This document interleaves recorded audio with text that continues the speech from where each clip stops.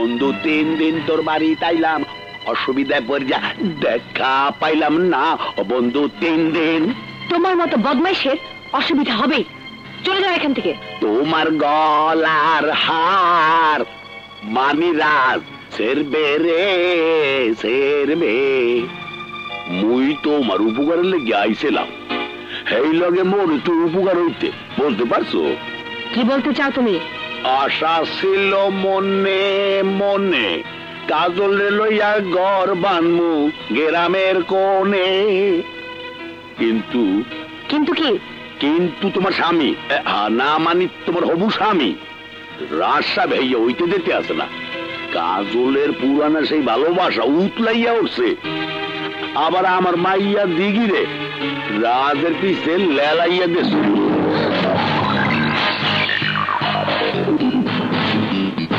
দেখি কাজলের মেয়ে? হয় হয়, মোর আর কাজলের মাইয়া। কিন্তু এই মাইয়াটা আমি হারাইয়া ভালাইছি। এখন সারাক্ষণ তোমার স্বামী আমার কাজলের লগে, ও মুখে কওয়া যাইবে না। এখন সারাদিন আড়ার মতো লাগিয়ে থাকে। আমার কাজলকে তুমি ফিরিয়ে দাও, আমার কাজলকে তুমি ফিরিয়ে দাও, তোমার রাজেরে তুমি ফিরাইয়া নাও, তোমার রাজেরে ফিরাইয়া নাও। কাজলের বাসার ঠিকানা কি?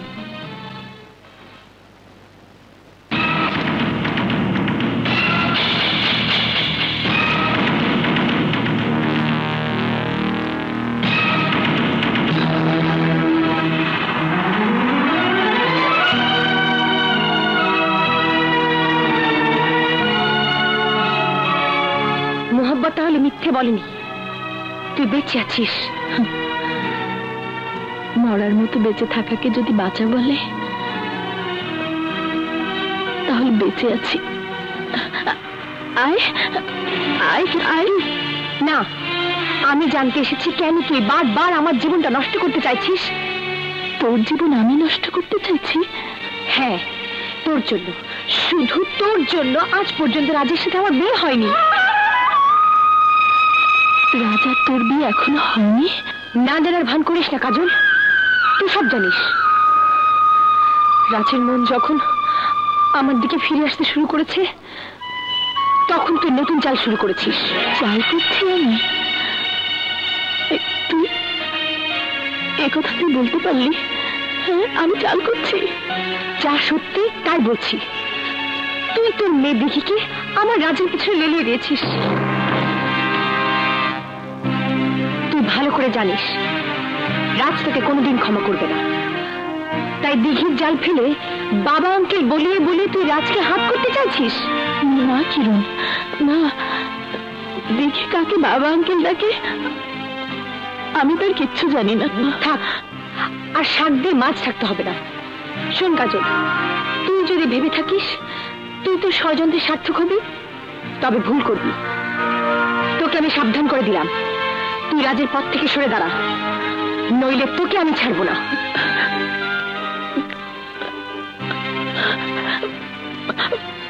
বোনের বাসা থেকে তুই কিছু খেয়ে যাবি না? বোন যখন শত্রু হয়ে যায়, তখন তার বাড়িতে কোনো কিছু মুখে দেওয়া আর জেনে শুনে বিষ পান করা একই কথা।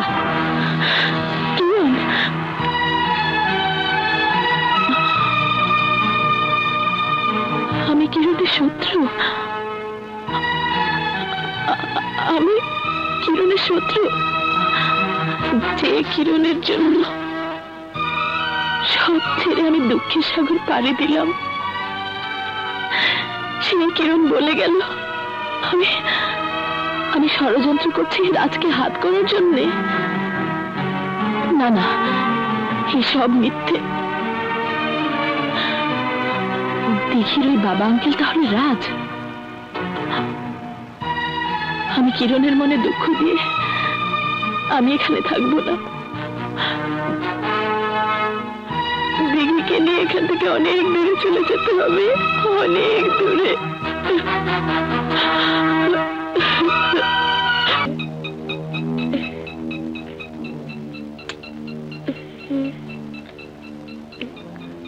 এই তো পেয়েছি।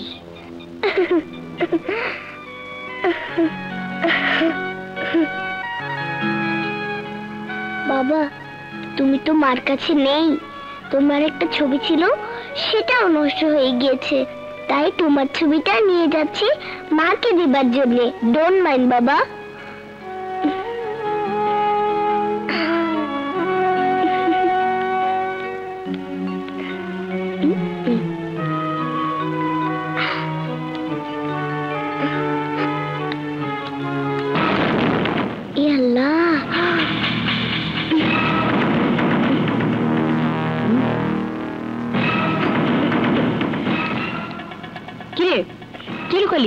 কিছু না, কিছু না।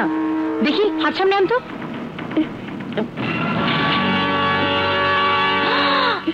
ছবি সব ফ্রেমটা চুরি করে কোথায় নিয়ে যাচ্ছিলি?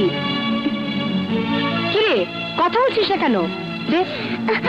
না না, ছবিটা নিয়ে না, ওটা আমাকে দিয়ে দাও। ছাড় ছাড় ছাড় বলছি। কি হয়েছে? দেখো না বড় আব্বু, এই সোনালী ফ্রেমটাকে সোনা ভেবে ওইটুকু মেয়ে চুরি করে নিয়ে পালাচ্ছিল। না, আমি চুরি করিনি। চুরি করিসনি তো তোর হাতে এটা এলো কি করে? ওটা নিয়ে কোথায় যাচ্ছিল বলো? বলবে কি, একটা চোরের মেয়ে? না, আমি চোরের মেয়ে না। 100 বার তুই চোরের মেয়ে। এসব এসব কি বলছিস তুই? ঠিকই বলছি বড় আব্বু, তুমি শুনলে অবাক হবে। এই মেয়ের এই বাড়িতে আসা, এই ফ্রেম চুরি করা, তোমাকে লুচি তরকারি খাওয়ানো, সব একটা ষড়যন্ত্র অংশ। চালাকি করে আমাদের সর্বনাশ করার জন্য ও এই বাড়িতে ঢুকেছে। কাকে কি বলছো তুমি? যাকে যা বলা দরকার তাই বলছি। তুমি জানো ও কার মেয়ে? কার মেয়ে? মোহব্বতের মেয়ে। না না, তুই অস্বীকার করতে পারিস তোর মা কাজল না? বল, কাজল তোর মা না? হ্যাঁ, আমার মা।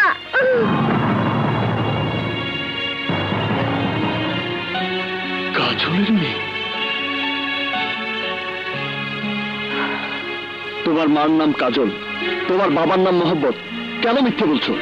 আমি মিথ্যে বলছি না, আমি তোমার। তবে আমার মরা মুখ দেখে কি হলো? থামনি কেন? বল, তুই কার মেয়ে? আমি বলতে পারবো না, আমি বলতে পারবো না। ধরা পড়ে গিয়ে এখন মুখে কোনো কথা নেই। বেরিয়ে যা এখান থেকে, আর কোনোদিন এখানে আসবি না। যা।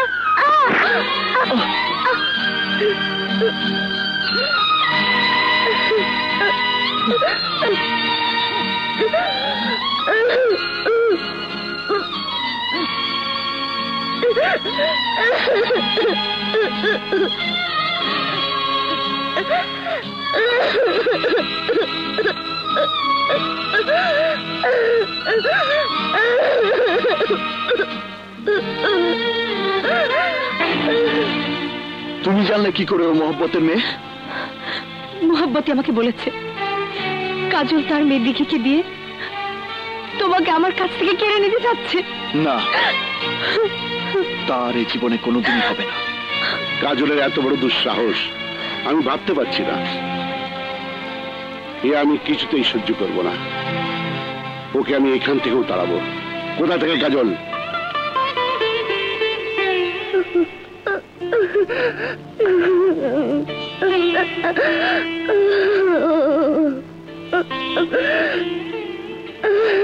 মা, কাঁদছিস কেন?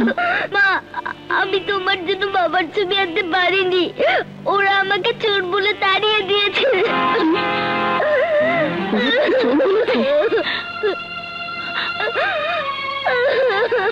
কেন কেন তুই গিয়েছিলি ছবি আনতে? হ্যাঁ, কেন? তোর জন্য, তোর জন্য আজকে আমাকে যা মুখে আসে তাই বলে গেছে। মেয়েকে আজকে বস করার জন্য তোকে লেলিয়ে দিয়েছি। কেন গিয়েছিলি? কেন গিয়েছিলি রাজের কাছে? মা, বাবার ছবি নষ্ট হয়ে গিয়েছিল বলে তুমি কাঁদছিলে। তোমার কান্না সইতে না পেরে আমি তোমার জন্য বাবার ছবি আনতে গিয়েছিলাম।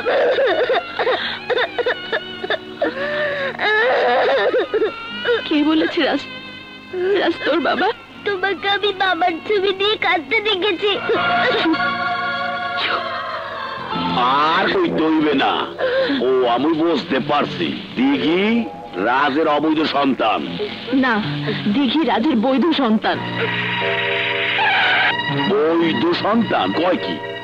বিয়া হইলে না, সানাই বাজলে না, কেউ জানলে না সন্তান বৈধ হয়ে গেলে?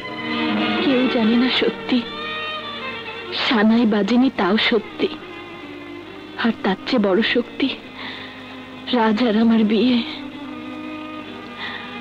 1 টাকার কাবিনে পবিত্র মাজার সাক্ষী রেখে বিয়ে হয়েছে আমাদের দুজনে। দিঘি রাজের বই।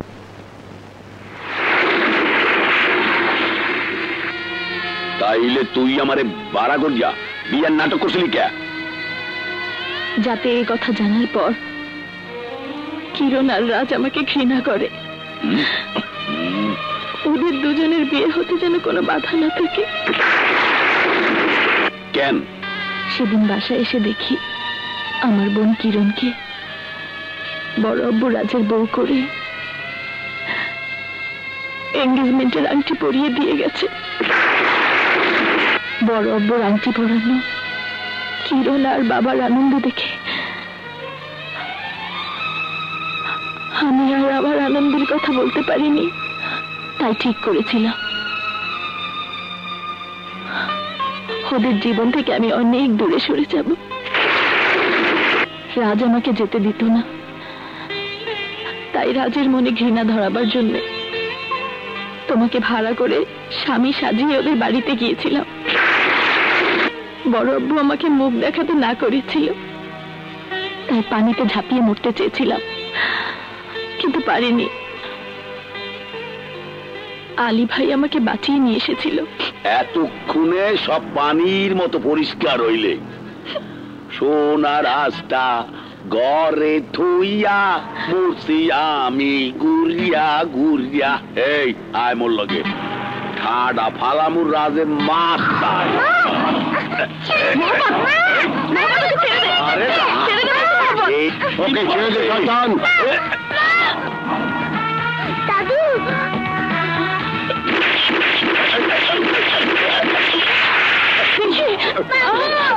বসল আমায়।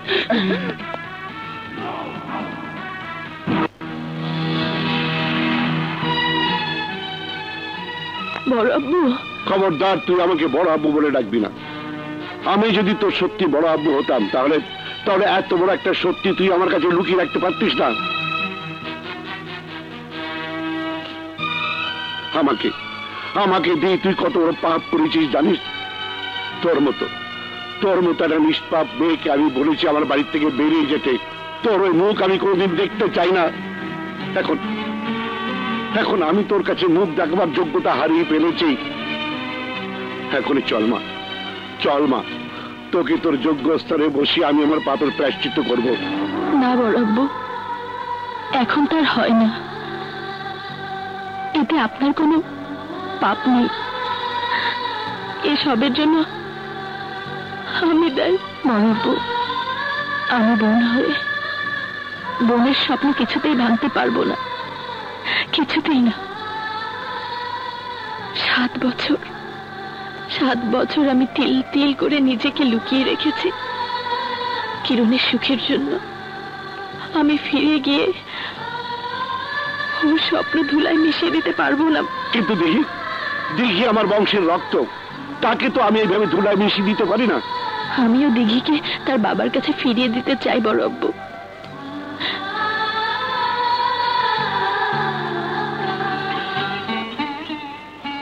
সারাক্ষণ দিঘি বাবার জন্য ছটফট করে। ওকে আপনি নিয়ে যান ওর বাবার কাছে। না মা না, আমি তোমাকে ছেড়ে যাব না।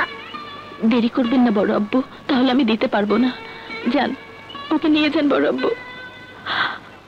আপনার বংশের রক্তকে আপনার কাছে সমর্পণ করলাম।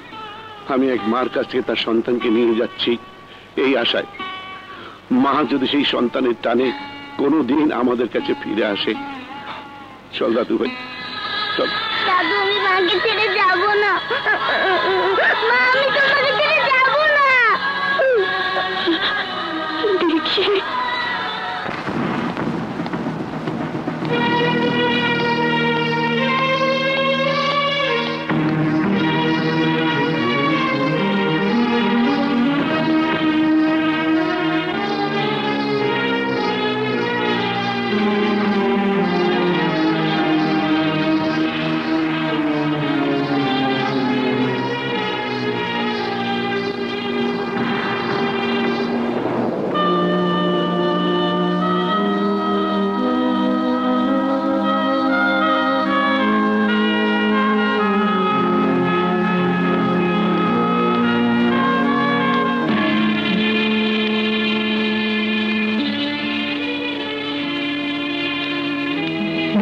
আবর্জনাকে তুমি আবার কেন বাড়িতে নিয়ে এলে বড় আব্বু? যে মেয়ে এই বাড়িতে চুরি করতে এসেছিল তাকে তুমি বাইরে ছুঁড়ে না ফেলে আবার ঘরে নিয়ে এলে। ও চুরি করেনি মা। চুরি করেনি? কি বলছো তুমি? আমি নিজের হাতে ধরলাম ওকে। সোনা না মা, না না না, সোনা ভেবে নয়, সোনালি প্রেমের জন্য নয়। দেখি শুধু ওই রাজের ছবিটা নিতে এসেছিল। রাজের ছবি? রাজের ছবি তুমি কি করবে? ওর মায়ের চোখের পানি মুছাতে।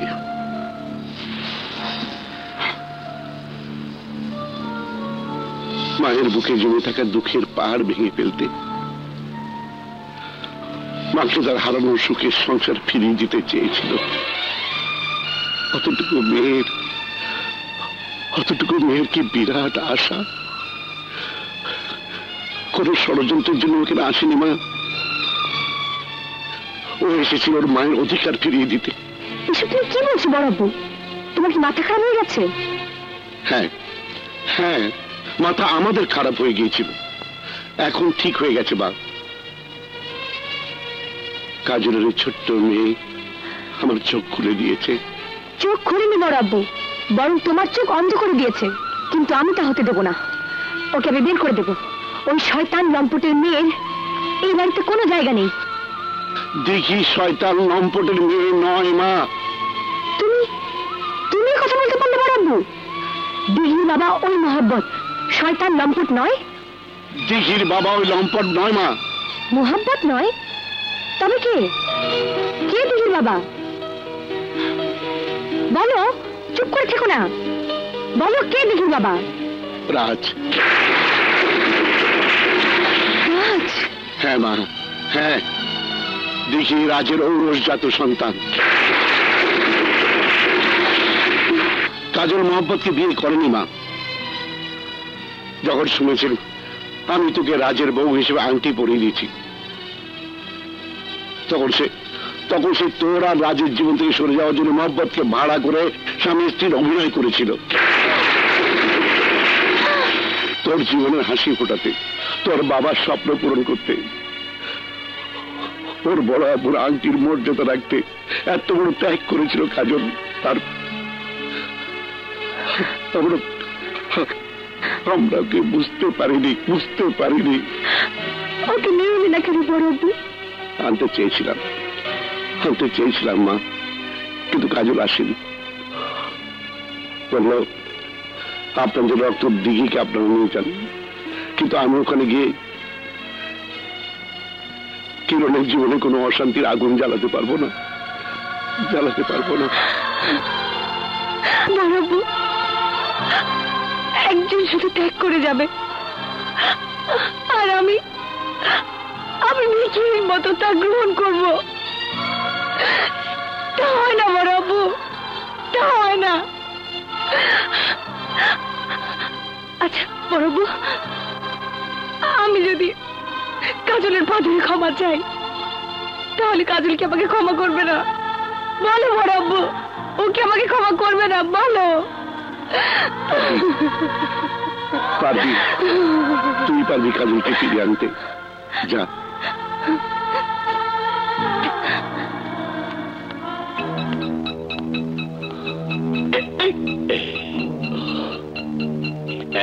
একলা আইতে আছে রাত, এখন করবো আসল কাজ।